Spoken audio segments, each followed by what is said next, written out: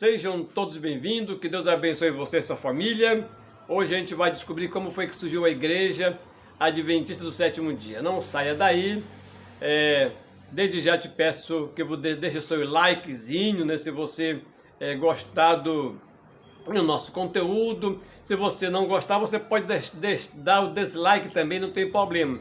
E peço que você comente, desde que comente eticamente, com verdade, né, sem heresias, sem mentira, de acordo com aquilo que está na Bíblia, na palavra de Deus, de acordo com a história, de acordo com a verdade. Muito bem, então vamos ao início. Guilherme Miller começou a pregar o evangelho que Jesus iria voltar em certa data. Por que ele marcou uma data para a volta de Jesus? Sabe por quê? Porque ele estudou aqui a profecia de Daniel, capítulo 8, verso 14, que diz: até 2300 tardes de manhã, o santuário será purificado. O que Guilherme Miller entendeu? Guilherme Miller entendeu que o santuário é a terra e que a purificação do santuário seria por ocasião da volta de nosso Senhor e Salvador Jesus Cristo.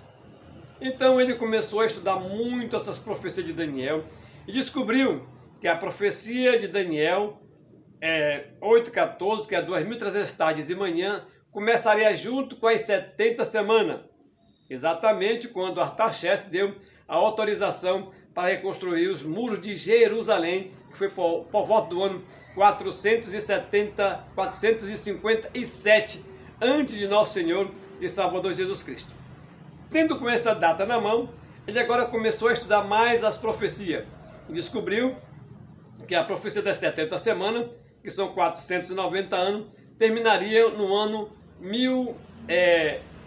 34. E ele descobriu que nesse ano 34 aconteceria o apredejamento de Estevão. Então faltava apenas mais 1810 anos para completar a profecia das 2300 tardes de manhã. Ele somou o ano 34, que é o final da profecia dos 490 anos, porque o anjo tinha falado para Daniel, no capítulo 9, disse: olha, sabe e entende, Daniel, desde a saída da ordem para restaurar e edificar Jerusalém.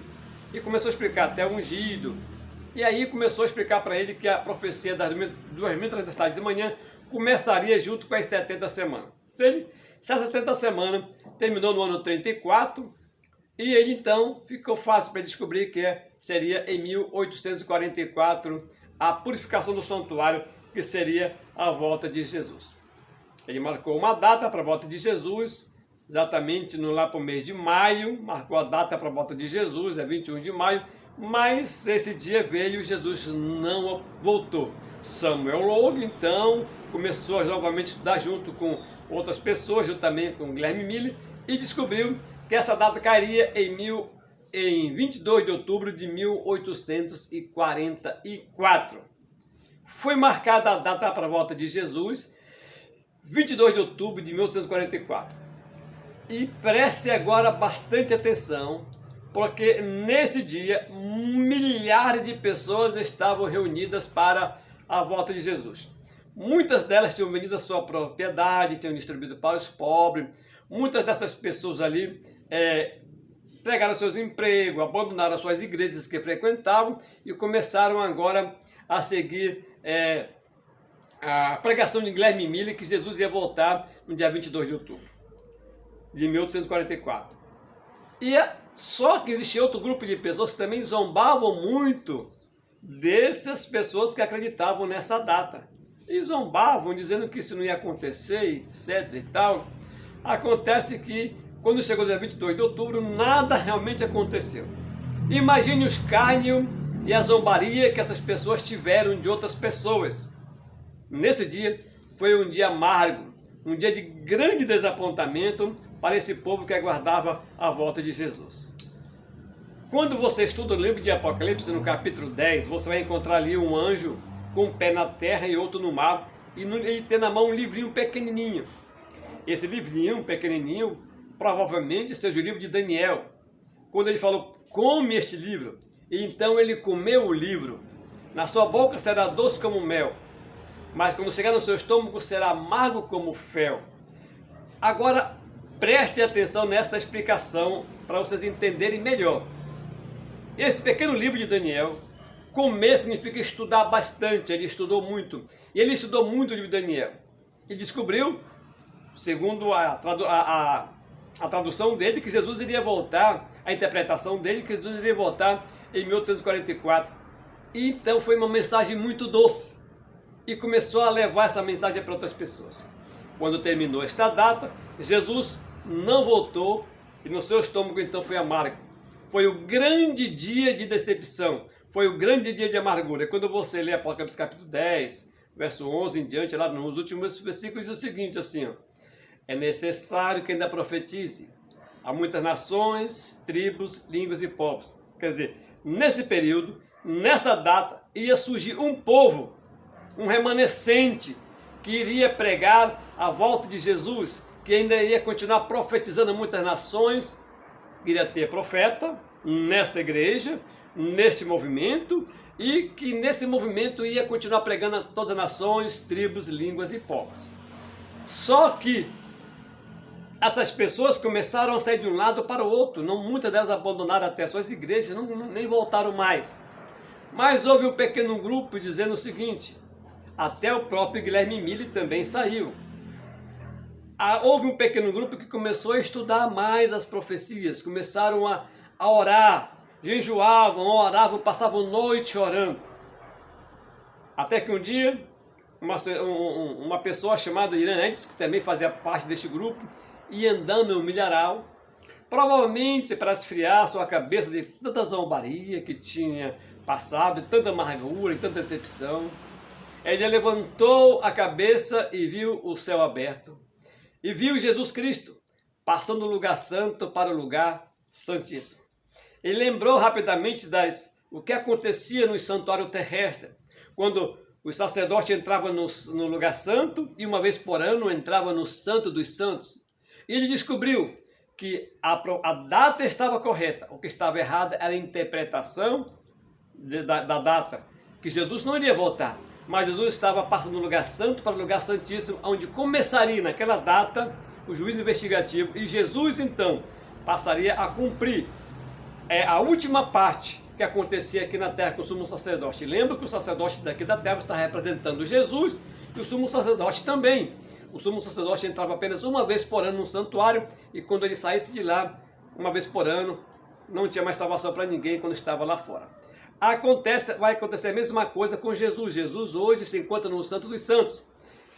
E quando ele sair de lá, não haverá mais oportunidade de salvação para ninguém. Será já o fechamento da porta da graça, onde não vai ter mais intercessor, não vai ter mais advogado para o pecador. Ele então voltou, contou para os seus grupos. Eles então estudaram, viram realmente que Jesus nunca havia entrado em santuário feito por mãos humanas, como diz lá no livro de Hebreus, capítulo 9, verso 24, 23, e disse lá que Jesus nunca entrou em santuário feito por mãos humanas, mas sim no verdadeiro santuário, no santuário celestial. A partir daquele momento eles começaram a estudar mais e aquele grupo começou a se reunir e começaram a pregar sobre a volta de nosso Senhor e Salvador Jesus Cristo. Que Jesus Cristo iria voltar. Aí surgiu este grupo. Só que passou 10 anos, passou quase 20 anos, e essas pessoas ainda não tinham nenhum nome. E então, até que chegou numa data de 1962, por ali, eles então reuniram todo aquele grupo e marcaram e colocaram o nome para a Igreja Adventista do Sétimo Dia. E Ellen White, onde se encontra nesse assunto aí?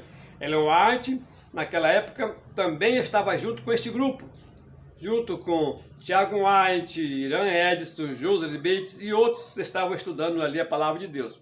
Ellen White então recebeu o dom profético, revelou para as pessoas, foi provado que aquele dom realmente era um dom divino que vinha de Deus e eles aceitaram os conselhos de Ellen White. E a partir daquele momento, Ellen White então passou a ser profeta daquela igreja. Deus falava com ela através de sonhos, visões, e ela então passava essas visões para o povo de Deus. Agora, quem era Ellen White? Ellen White, como foi que ela começou a surgir? Eu estou apenas resumindo tudo isso, porque é um estudo de mais ou menos 2, 3 horas. Eu não estou entrando em detalhe, para não complicar muito a sua cabeça, mas para nós entendermos um pouquinho sobre o surgimento da Igreja Adventista do Sétimo Dia. Ellen White, quando tinha 9 anos de idade, recebeu uma pedrada no nariz, ela só tinha mais ou menos a terceira série, mal sabia ler e escrever, e passou ali várias semanas em comas, até que ela começou a se recuperar com muito sacrifício, ficou muito magrinha. Aos 16 anos, já chegando aos 17 anos, recebeu a primeira visão. Ela passou para as pessoas essa visão, viram realmente que essa visão era divina, era de Deus, e daí em diante ela começou a ter várias visões, vários sonhos, e tudo que ela tinha, todas essas visões, todos os sonhos que ela tinha, escrevia. Uma coisa interessante de Ellen White, que o que ela escreveu, por exemplo, sobre ciência, sobre saúde, até hoje a ciência não conseguiu ultrapassar o que ela escreveu sobre saúde. Você pode ver que os livros de Ellen White sobre saúde são estudados, né, por muitos médicos e cientistas do mundo todo. E uma garota de apenas terceira série de idade, quase a quarta série de idade, seria impossível ela escrever tudo que escreveu se não fosse por inspiração divina, se não fosse Deus revelando para esta jovem Ellen White. Ela escreveu mais de 100 mil páginas e também Ellen White, ela casou com Tiago White, né? Não era Ellen White, né? O nome dela era Ellen Gold, Ellen White, né? E depois casou com Tiago White, que se tornou o nome dela Ellen Gold. Eu acho que eu troquei aqui. Mas é isso aí. Tá dando para vocês entenderem bem este assunto. Não estou lendo nada, estou fazendo o que está aparecendo na minha cabeça para poder a gente entender bem, para não tomar muito tempo de vocês aí.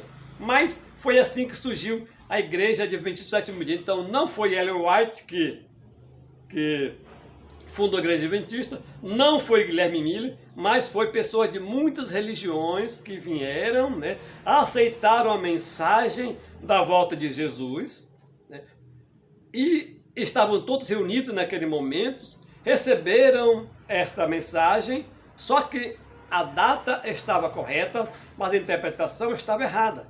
Cumpriu-se Apocalipse capítulo 10. Na sua boca será doce como mel, mas no seu estômago será amargo como fel. Daí então surgiu o desapontamento, surgiu esse grupo remanescente, o povo que guarda os mandamentos de Deus. Não guardavam o sábado no início, foram guardar o sábado já muitos anos depois. A reforma também sobre saúde também veio com Ellen White, com outras pessoas, e também foram passando para a Igreja Adventista. E é isso aí, pessoal. Muito obrigado a vocês que estiveram conosco aqui. Eu expliquei um pouquinho sobre o surgimento da Igreja Adventista do Sétimo Dia. É um assunto muito grande, né, para vocês entenderem. Existem filmes, existem pastores explicando sobre este assunto, mas demora muito. Então tentei resumir aqui um pouquinho para vocês entenderem bem o surgimento da Igreja Adventista do Sétimo Dia. Então vamos resumir para você entender. Aconteceu um desapontamento em 1844, onde um grupo de pessoas diziam que Cristo vai voltar, vai voltar, vai voltar, né? São os adventistas. Eles não tinham nome, foram apelidados de adventistas. Então, a partir daquele momento, eles acreditaram que Cristo ia voltar em 1844, Jesus não voltou, houve um grande desapontamento, cumpriu-se Apocalipse capítulo 10, onde João comeu o livrinho, na boca dele era doce como mel, mas no estômago é amargo, estava simbolizando ali que as pessoas iam estudar bastante o livro de Daniel e iam descobrir que Jesus ia voltar em 1944, mas não voltou, então foi um grande desapontamento. Mas a partir daquele momento ia surgir outro povo, e a partir daquele desapontamento era necessário que ainda profetizasse a muitas nações, tribos, línguas e povos. Então a partir daquele momento ia surgir um povo que guardaria os mandamentos de Deus e tenha a fé de Jesus Cristo. Espero que tenha entendido um pouquinho. Deus te abençoe e te guarde. Para não ficar muito longo o vídeo, aqui estamos quase 15 minutos, mas espero que eu tenha ajudado um pouco com você sobre o surgimento da Igreja Adventista do Sétimo Dia. Um grande abraço, fique na santa paz de Jesus, um beijo no seu coração. Mais detalhe, você procura qualquer Igreja Adventista do Sétimo Dia, pede um curso bíblico, ali os pastores, anciões, os diretores de ministério pessoais, que são os diretores missionários, vão ajudar você a entender melhor este assunto sobre a Igreja Adventista do Sétimo Dia, sobre as doutrinas da Igreja Adventista do Sétimo Dia. Fique na santa paz do Senhor Jesus Cristo e deixe aquele likezinho e também se inscreva no nosso canal. Você que ainda não é inscrito, você que já é inscrito, muito obrigado. Que Deus te abençoe, te guarde e te proteja de todo mal, em nome de Jesus.